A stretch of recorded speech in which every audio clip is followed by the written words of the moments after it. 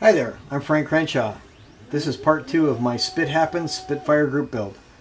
In this section I'm going to build the Supermarine Spitfire Mark 1 by Airfix in 1/48 scale. Now this kit has a reputation online as being somewhat difficult to build.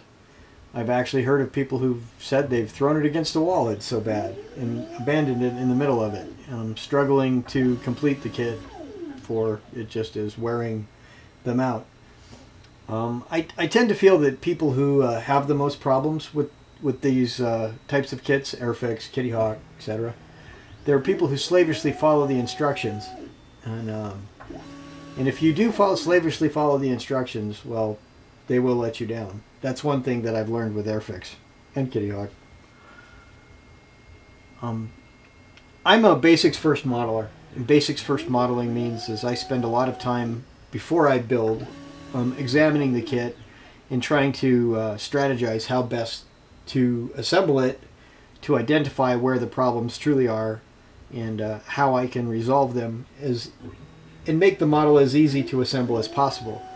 What that means to me is basically I ignore the kit instructions mostly as far as build sequences, and I come up with my own. I basically build my own instructions, and I feel that's absolutely necessary, especially with kits like this.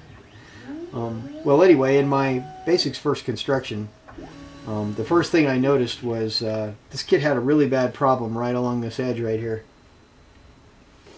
When the fuel tank part was placed on, there was a tremendous step gap, and I didn't think to take pictures of it. I kind of wish I had, but on my kit anyway, there was a really bad gap right here in a step.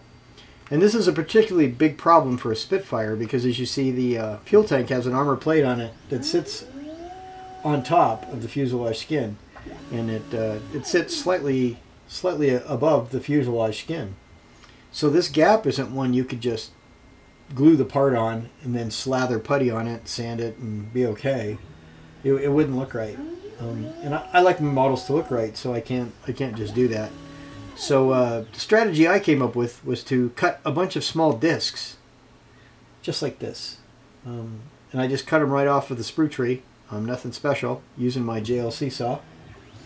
And I glued them to the lip here, using this amazing glue, this Tamiya extra thin glue, extra thin, the green cap stuff, light green cap.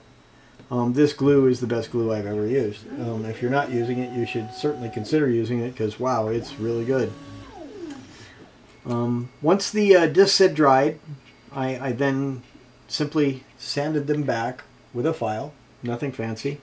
Took a little bit of time, a little bit of care, but in the end what I wind up with is a perfect fit of this part with the step intact, and that's what I'm looking for. So this Airfix kit really, suddenly doesn't look so bad. It looks as good as a Tamiya kit, possibly. All right. The next step that dry fitting taught me was I wanted to make sure the wings were assembled before I glued them to the fuselage. And there's two reasons for this, and one being I'm going to put rivets on the model, and that's much easier to do with a completed part such as this. And also I realized that if I glued the wing tops to the fuselage, that I would likely wind up with gaps here and steps here. And that's because of the way the fuselage doesn't quite fit. And it was just easier for me, I think, to just glue these wings together and detail them, and then I'll attach them to the fuselage. Now, others may do it differently, but that's how I'm going to do it.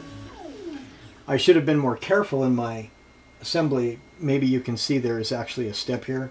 I could have solved this with maybe 5 minutes of filing, and now I'm going to get to spend 25 minutes of sanding and filling. Basics first. So the next problem became pretty obvious pretty quickly, and that's that. There's a fairly giant gap between the wings and the fuselage, and obviously that needs to be addressed before right now at this particular step in construction, before I add the cockpit. If you add the cockpit and then fix this problem, then you can start having problems. You can have things like your cockpit suddenly pulls away from the fuselage, paint breaks, parts crack, your IP falls out, all kinds of crazy problems. So it's best to just solve these problems right now. And to do that, I just cut a very simple spreader. And thoughtfully, and I don't know if they did it on purpose, but anyway, these lugs on the lower wing are a perfect spot to put that spreader.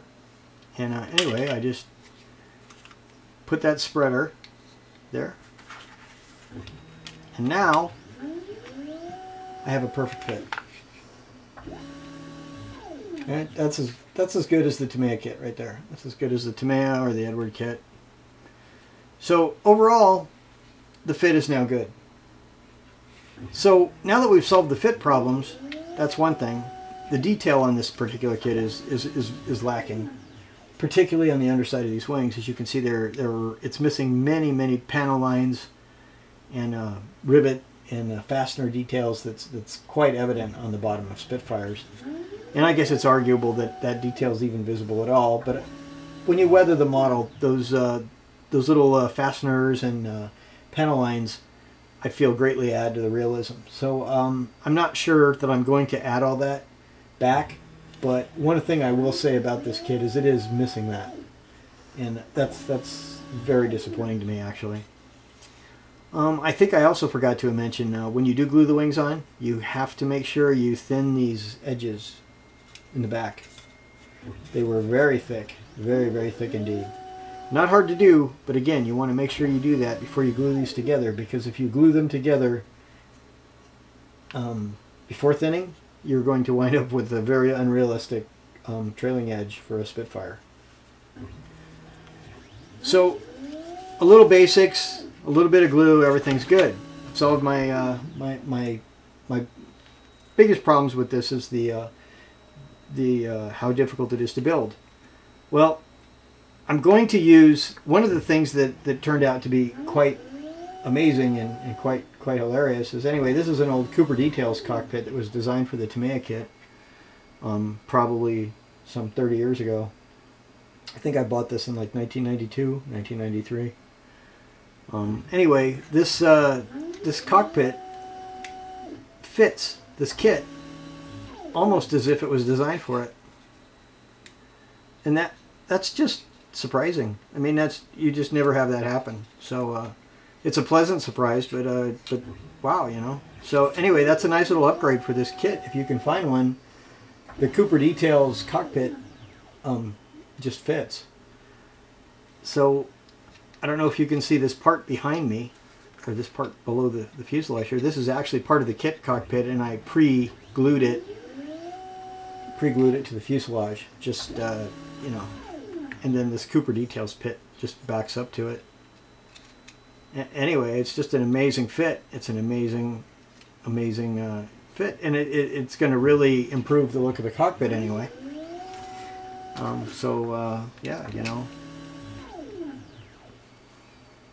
I guess the Airfix Spitfire has that going for it. If you can find that old Cooper Details cockpit, that fits better than. I mean, it's a drop fit. I'm shocked. Well, anyway, that's my summary on this Airfix build. I've gone on long enough. Thank you for listening, and good luck in your builds. I look forward to seeing what everyone else is doing. Thank you. Bye-bye.